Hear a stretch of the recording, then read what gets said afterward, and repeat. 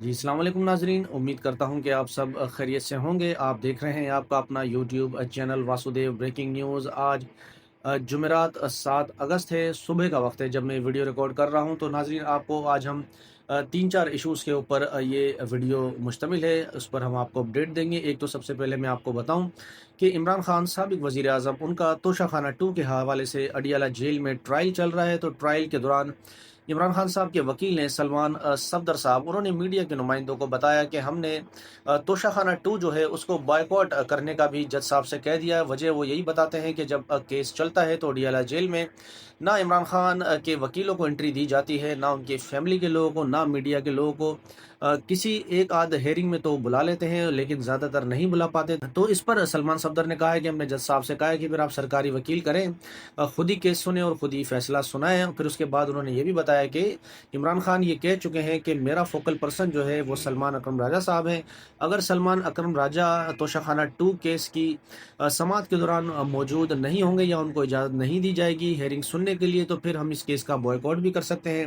या फिर उसके बाद जो है सलमान अकरम राजा साहब ने भी मीडिया के नुमाइंदों को बताया कि इमरान खान के इससे पहले भी जो है वो ट्रायल खुफिया चलाए गए अडियाला जेल में, सैफर वाला, इद्दत वाला मामला। अच्छा, सैफर वाले मामले को सलमान अकरम राजा साहब ने बताया है कि जब हाई कोर्ट्स में अपील की गई तो वो 2 बार इसको कलअदम करार दे चुके, क्योंकि समाअत के दौरान जो है वो ना मीडिया के लोगों को दाखिला दिया गया, ना उनके वकीलों को इमरान खान के, ना फैमिली के लोगों को। इसका मतलब फिर ये ट्रायल जो है वो ओपन नहीं है। तो अभी भी ओपन ट्रायल नहीं चल रहा इमरान खान साहब का। तोशाखाना के 2 केस में इमरान खान के जो वकील हैं उनको भी एंट्री नहीं दी जाती, और फिर बहनों को भी जज साहब कहते हैं कि अंदर बुलाए फैमिली के लोगों को। तो पुलिस वाले जज साहब का कहना ही नहीं मानते। लेकिन कल बिलाखिर डॉक्टर उज़्मा, इमरान खान की जो बहन है, उनको बुला लिया गया था। वहाँ पर उनकी इमरान खान साहब से मुलाकात भी हुई, और फिर इमरान खान का मैसेज भी एक जारी हुआ। एक तो इमरान खान को बताया गया कि 5 अगस्त को किस तरह से लोग निकले हैं, तो इस पर इमरान खान ने खुशी का इजहार किया। उन्होंने अवाम का, अपने कारकुनान का, पार्टी के ज़िम्मेदारान, ओहदेदारान, एमएनए, एमपीएस सबका शुक्रिया अदा किया, और उन्होंने मुबारकबाद दी और कहा कि आपको खराज तहसीन में पेश करता हूँ। जिस तरह का ख़ास तौर पर वो कहते हैं कि पंजाब के लोगों का, कि जो निकले हैं उन्होंने खौफ के बुत तोड़ दिए हैं, क्योंकि पंजाब में ज़्यादा सख्तियाँ हैं, ज़्यादा क्रैकडाउन है।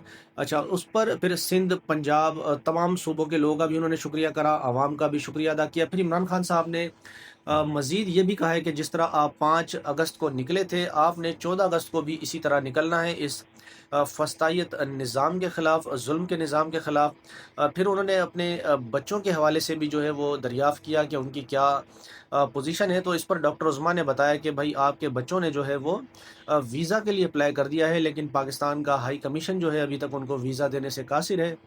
क्योंकि ख़बरें यही थी कि वो पाकिस्तान में आएँगे तो एहतजाज को लीड करेंगे, लेकिन इमरान खान, अलीमा खान साहिबा ने ये डिनाई किया कि इमरान खान ने तो कहा था कि मैं अकेला ही काफ़ी हूँ, उनका बाप ही काफ़ी है। एहतजाज में वो लीड नहीं करेंगे, लेकिन वो पाकिस्तान आएँगे, मुझसे मुलाकात करेंगे। अब देखते हैं हुकूमत पाकिस्तान इमरान खान के बच्चों को जो है वो वीज़ा कब देता है। फिर उसके बाद इमरान खान साहब ने कहा कि जो मौजूदा दौर है ये, और जो इसमें ज़ुल्म हो रहा है, ये ज़िया के दौर, मुशर्रफ के दौर में भी इतना ज़ुल्म नहीं था जितना वो जो मौजूदा फ़ील्ड मार्शल आसिम मुनीर साहब के हवाले से उन्होंने कहा कि जितना आसिम लो के दौर में ज़ुल्म हो रहा है। उन्होंने कहा कि मैं डफर अलायंस को कभी भी कबूल नहीं करूँगा, मरते मर जाऊँगा। इस तरह की उन्होंने बात कही, और फिर उन्होंने दोबारा ये हिदायत जारी की हैं कि जो पाकिस्तान तहरीक इंसाफ के एमएनए और एमपीओ को नाअहल किया जा रहा है, वहाँ पर बाई इलेक्शन होंगे। तो इमरान खान ने इन इलेक्शन के बायकॉट का पार्टी को हिदायत जारी कर दी है सख्ती से कि आपने बायकॉट करना है, क्योंकि जो एमएनए या एमपीए यहाँ से नाअहल हुआ है उनकी बड़ी कुर्बानियाँ हैं। इतनी सख्ती के बावजूद भी वो पार्टी के साथ डटे हुए थे। तो कोई बंदा यहाँ पर कागजात नामजदगी जमा नहीं कराएगा, और फील्ड जो है अब दूसरों के लिए जो है वो एक तरह से देखें आप खाली हो जाएगी। फिर अली मीन गंडापुर साहब को भी उन्होंने, एक तो पहले ही वो कह चुके थे कि अगर आपसे मामला दुरुस्त नहीं हो रहे, ठीक नहीं कर पा रहे, तो फिर आप इस्तीफ़ा दे दें। उन्होंने एक बार फिर अली मीन गंडापुर से कहा है कि भाई, आप सूबे के वज़ीर आला हैं, सूबे के अमन अमान की सारी ज़िम्मेदारी आपकी है। सूबे में जरगे का सिस्टम होता है, पख्तून में, पख्तूनख्वा में, तो उस जरगे के सिस्टम को आप नाफिजुल अमन करें, जरगा करें और अमन लेकर आएँ, और ड्रोन हमलों के ख़िलाफ़ कार्रवाई करें। जो ड्रोन हमले होते हैं, अमन अमान की सूरत हाल है, सिक्योरिटी के मसले मसाइल हैं, ऑपरेशन भी है, उन सब को रोकने का भी कहा और मौसर किरदार अदा करने का कहा। इमरान खान साहब ने। और इसके अलावा इमरान खान साहब ने मुस्तफ़ा नवाज़ खोकर महमूद खान अचकज़ई का भी शुक्रिया अदा किया कि जिस तरह उन्होंने 2 रोज़ा ऑल पार्टीज़ कॉन्फ्रेंस का जिस तरह से इनकाद किया, क्योंकि वो कहते हैं कि ये ज़रूरी है। तो ये हो गई इमरान खान साहब की जो अहवाल था, उनकी गुफ्तगू थी अडियाला जेल से। फिर उसके बाद भारत के साथ जो है अमेरिका का सलूक अब दूसरे तरीके का लगता है। डोनाल्ड ट्रंप जो है वो कोई मौका नहीं ज़ाया करते, मोदी को ट्रोल करते हैं। तकरीबन वो 25 बार तो ये कह चुके हैं कि भारत और पाकिस्तान के दरमियान जंग मैंने रुकवाई, वरना पाकिस्तान एटमी हमला जो है वो भारत पे कर देता था, कर सकता था। इस तरह की बातें वो करते। फिर उन्होंने भारत के ऊपर 25% टैरिफ आयद किया, और उसके बाद उन्होंने कल फिर एक मरतबा 25% और कर दिया, और मुजव्वज़ा तौर पे भारत के ऊपर तकरीबन 50% जो है वो टैक्स टैरिफ जो है वो टैक्स लगा दिया है। उसकी होलसेल वजह वो बताते हैं कि भारत जो है वो अच्छा पार्टनर नहीं है, ट्रेडिंग पार्टनर, और भारत केयर नहीं करता।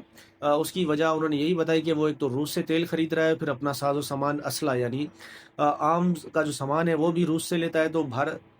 तो भारत के ऊपर ये टैक्स तो लगा दिए हैं। डोनाल्ड ट्रंप की ख्वाहिश है कि जो तेल है और असला है वो भी अमेरिका से ले, और अमेरिका चाहता है, यानी डोनाल्ड ट्रंप चाहते हैं कि नरेंद्र मोदी को अपने घुटनों पर लें। और जिस तरह के मामला चल रहे हैं, नरेंद्र मोदी को दोनों तरफ से सख्तियां झेलनी पड़ रही हैं। एक तो अमेरिकी सदर डोनाल्ड ट्रंप भी उनके ऊपर ताबड़तोड़ हमले कर रहे हैं। देखते हैं उनका रिएक्शन क्या होगा। पहले वो बता चुके हैं, एक अलामिया भी भारत की जानिब से जारी हुआ कि जिस तरह आप यूरोप के साथ कारोबार करते हैं, हम भी आज़ाद हैं, हमारी भी मर्ज़ी, हम जिसके साथ कारोबार करें।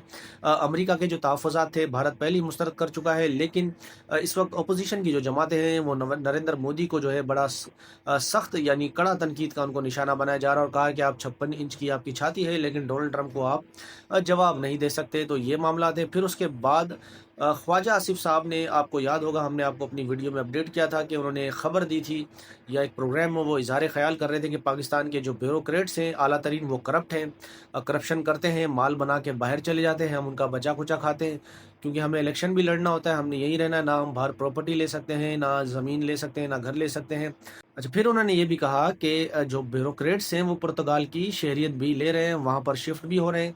अच्छा, अंसार अब्बासी साहब ने आज एक खबर दी है जिसमें जो एक ग्रुप होता है या एसोसिएशन होती है इनकी ब्यूरोक्रेट्स की, उन्होंने ख्वाजा आसिफ साहब के इस बयान पर अपना रद्द-ए-अमल दिया, और वो काफ़ी नाराज़ हैं। शदीद रद्द-ए-अमल था। उन्होंने कहा कि ख्वाजा आसिफ साहब इस तरह के भोंडे इल्ज़ाम लगा रहे हैं। अगर उनको ऐसा लगता है कि कोई करप्शन हुई है तो फिर पाकिस्तान में अदालतें मौजूद हैं, FIA है, नैब है, आप उनको कार्रवाई का कह सकते हैं, लेकिन इस तरह से किसी के ऊपर इल्ज़ाम तराशी आप नहीं लगा सकते। फिर दूसरी खबर एक ये भी है इसी के साथ कि ख्वाजा आसिफ साहब के कोई करीबी जानने वाले हैं सियालकोट से, ब्यूरोक्रेट्स हैं, उनको पकड़ लिया गया है, तहकीकात उनकी जारी हैं, और अदालत से भी उनका 5 दिन का रिमांड ले लिया। तो ख्वाजा आसिफ साहब ने अपना इस्तीफ़ा लिख कर वज़ीर आज़म को भेज दिया, कहा है कि या तो आप मेरा इस्तीफ़ा कबूल कर लें या फिर उस शख्स को आप छुड़वाएं। शख्स वो कौन है इसका नाम अभी ज़ाहिर नहीं हुआ। इस तरह की खबरें हैं। फिर ज़ुबैर अली खान साहब ने खबर दी, ये उन्होंने खबर दी थी कि ख्वाजा आसिफ साहब ने एक तो इस्तीफ़ा दे दिया है, फिर वो चाहते हैं कि उन शख्स को रिहा किया जाए जिनको पकड़ा हुआ है, वो ख्वाजा आसिफ साहब के करीब है। और ये बात फिर उनकी मुलाकात भी हुई मरी में नवाज़ शरीफ साहब के साथ, जहाँ पर उन्होंने अपने तहफ़्फ़ुज़ात का इजहार किया, और फिर मुलाकात के बाद वो एक ऐसी जगह चले गए जहाँ से उन्होंने अपना राब्ता काट लिया, फ़ोन बंद कर दिया। तो इस खबर की जो है वो तरदी ख्वाजा आसिफ साहब ने कर दी। उन्होंने कहा कि जो ये मौसूफ़ बात कर रहे हैं, ये इनका दावा जो है वैसे ही झूठा है जैसे इमरान खान के वादे झूठे हैं। लेकिन ख्वाजा आसिफ साहब ने इस बात की तरदीद नहीं की कि जो मैंने बात की थी, यानी इल्ज़ाम लगाया था ब्यूरोक्रेट्स पर कि वो करप्शन कर रहे हैं, इसकी उन्होंने तरदीद नहीं की। लेकिन जो नवाज़ शरीफ साहब से मुलाकात के बाद की सिचुएशन है उसकी उन्होंने तरदीद कर दी है। और दूसरी एक बड़ी खबर और भी है जो मोहम्मद मालिक साहब ने कल अपने प्रोग्राम में बताई, और ये बड़ी खौफनाक है। होलनाक इंकशाफ उन्होंने किया कि उन्होंने बताया कि ताकतवर शख्सियत जो है, उन्होंने जून और जुलाई के महीने में 2 बड़ी मीटिंग अहम की हैं, जिसमें पता चला है कि इमरान खान की जब हुकूमत गई है तो पिछले 2 से 3 साल में पाकिस्तान में तकरीबन 2000 अरब रुपए जो है उसकी करप्शन हुई है। और अब लिस्टें बनी जा रही हैं सियासतदानों की, ठेकेदारों की और ब्यूरोक्रेट्स की, कि जिन्होंने माल बनाया। ये 2 लिस्टें बन रही हैं, और फैसला ये किया गया है कि पहले मराइल में जो है वो 500 केसेस को देखा जाएगा, और कोशिश ये की जाएगी कि 500 अरब रुपए की जो है वो रिकवरी हो जाए, क्योंकि ये एक अच्छी अमाउंट है। اور پھر آپ کو یاد ہوگا کہ اپوزیشن کی جماعتوں نے 31 جولائی اور 1 اگست کو مصطفیٰ نواز کھوکھر کے گھر پر ایک میٹنگ کی تھی، 2 میٹنگز کی تھی، پھر اس کا اعلامیہ بھی جاری کیا تھا، اور اس میں ایس آئی ایف سی کو کہا تھا کہ یہ غیر آئینی ادارہ ہے، اس کو ختم ہونا چاہیے کیونکہ 18ویں ترمیم کے بعد صوبے خود مختار ہیں، تو یہ ایک چیز ٹھیک نہیں، اور اس کے اوپر ایس آئی ایف سی پہ جو پاکستان میں اپوزیشن کی جماعتیں وقتاً وقتاً جو ہیں وہ اپنے تحفظات کا اظہار کرتی ہیں۔ اب یہ بتایا جا رہا ہے کہ ایس آئی ایف سی کو جان بوجھ کر ناکام کیا جا رہا ہے، اور یہ جو بات ہے سندھ کے حوالے سے، کیونکہ سندھ میں کہتے ہیں کہ ایک پروجیکٹ ہے جو پہلے ایس آئی ایف سی میں نہیں تھا، جب ایس آئی ایف سی بنی ہے تو ایس آئی ایف سی میں وہ پروجیکٹ آ گیا ہے، لیکن جان بوجھ کر اس پروجیکٹ کے حوالے سے جو میٹنگز ہوتی ہیں وہ پوسٹ پون ہو جاتی ہیں، ڈیلے کا شکار ہو جاتی ہیں۔ جب میٹنگ کی ڈیٹ دے دی جاتی ہے تو جان بوجھ کر بتایا جا رہا ہے کہ سندھ کی جو بیوروکریسی ہے یا پاکستان پیپلز پارٹی کے کچھ لوگ ہیں وہ اس میں انوالو ہیں، وہ اس پروجیکٹ کو چلنے نہیں دے رہے، وہ چاہتے ہیں کہ ایس آئی ایف سی فیل ہو۔ اس طرح کی باتیں بھی ہو رہی ہیں اور لسٹیں بن رہی ہیں دو طرح کی، ایک جو بنے گی بیوروکریٹس کی اور ٹھیکیداروں کی، اور ایک بنے گی پولیٹیشنز کی۔ تو اس میں وہ کہتے ہیں کہ پاکستان پیپلز پارٹی کے سندھ کے جو بیوروکریٹس ہیں اور جو وہاں کے ایم این ایم پی ہیں ان کے بھی نام آ سکتے ہیں۔ تو اس طرح کے معاملات ہیں، کرپشن پاکستان میں اس وقت ٹکا کے ہو رہی ہے۔ اسد علی طور صاحب بھی کہتے ہیں کہ جو موجودہ دور میں کرپشن ہے پاکستان میں، آج تک اپنے پورے دور میں اتنی کرپشن نہیں ہوئی جو اب ہو رہی ہے۔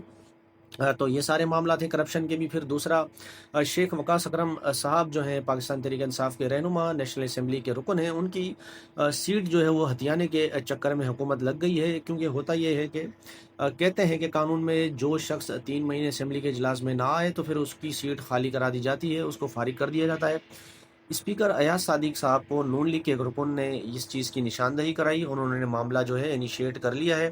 اب دیکھتے ہیں کہ ان کی سیٹ خالی ہوتی ہے یا نہیں، لیکن پاکستان میں ایسی ڈھیروں مثالیں ہیں کہ جب رکن منتخب ہو جاتا ہے تو ہوتا ہے ایسا ہے کہ کئی بار وہ اسمبلی کے اجلاسوں میں نہیں آتا، لیکن کبھی کسی کی سیٹ نہیں لی گئی۔ ایک پرائم ایگزامپل جو ہے وہ اسحاق ڈار صاحب کا ہے، جب وہ سینٹ کے الیکشن جیت گئے تھے، یعنی وہ باہر ملک میں تھے لیکن پاکستان میں وہ الیکشن جیت گئے تھے، سینیٹر بن گئے تھے، تو تقریباً 3.5 سے 4 سال وہ پاکستان نہیں آئے تھے۔ قانون سازی یہ کی گئی تھی کہ ان کو ڈی لسٹ کر دیا جائے، لیکن کورٹ سے جو ہے وہ قانون جو ہے وہ ختم کرا دیا گیا تھا، اور پھر اسحاق ڈار صاحب 3.5 سے 4 سال کے بعد پاکستان آئے، سینٹ میں انہوں نے حلف لیا، سینیٹر منتخب ہوئے، اور تقریباً 3.5 سے 4 سال کی ان کو تنخواہ بھی مل گئی۔ تو یہ ساری صورتحال ہے۔ اس ویڈیو کو میں یہاں پر اینڈ کرتا ہوں، جو اپڈیٹ موجود تھی اس وقت کرنٹ وہ میں دے رہا ہوں آپ کو۔ آپ سے اپنی اگلی ویڈیو میں ملوں گا۔ اگر آپ کو یہ ویڈیو اچھی لگتی ہو، اگر آپ کو یہ ویڈیو اچھی لگی ہو تو پلیز ویڈیو کو لائک کریں، اگر آپ چینل پر نئے ہو تو چینل کو سبسکرائب کریں۔ ملتے ہیں آپ سے اپنی اگلی ویڈیو میں، تب تک کے لیے اللہ حافظ۔